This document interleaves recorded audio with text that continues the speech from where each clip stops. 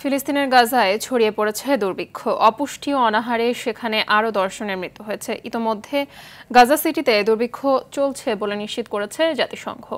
সেপ্টেম্বরের শেষ নাগাদ এটি দক্ষিণের দেইর আল বালা ও খান ইউনিসে ছড়িয়ে পড়বে বলে আশঙ্কা করা হচ্ছে। বিস্তারিত বিনিয়ামিনের রিপোর্টে। গেল 2 সপ্তাহে গাজায় ত্রাণ সরবরাহ অনেকটাই কমেছে। এতে গাজায় দুর্ভিক্ষ পরিস্থিতি আরও খারাপের দিকে যাচ্ছে।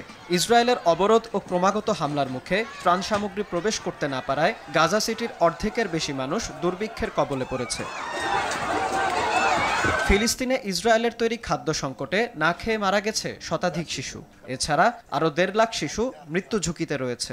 জাতিসংঘের মানবিক সহায়তা বিষয়ক উপপ্রধান জয়েস মুসোয়া জানান, সেপ্টেম্বরের শেষে গাজার প্রায় 6.5 লাখ বাসিন্দা অনাহার, দারিদ্র্য ও মৃত্যুর ঝুঁকিতে পড়বে।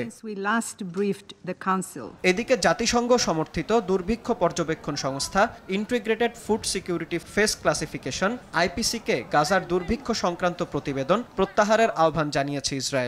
ওয়ালটন টেলিভিশন মাত্র 25,490 টাকায় পাচ্ছেন গুগল টিভি। তাদের প্রতিবেদনকে ত্রুটিপূর্ণ ও অপেশাদার বলে মন্তব্য করেছে দেশটি। অন্যদিকে বুধবার যুক্তরাষ্ট্র ছাড়া আইপিসির প্রতিবেদনকে সমর্থন জানায় নিরাপত্তা পরিষদের বাকি 14 দেশ। গাজায় দুর্ভিক্ষ থামিয়ে অবিলম্বে নিঃশর্ত ও স্থায়ী যুদ্ধবিরতির আহ্বান তাদের। বিনিয়ামিন, RTV।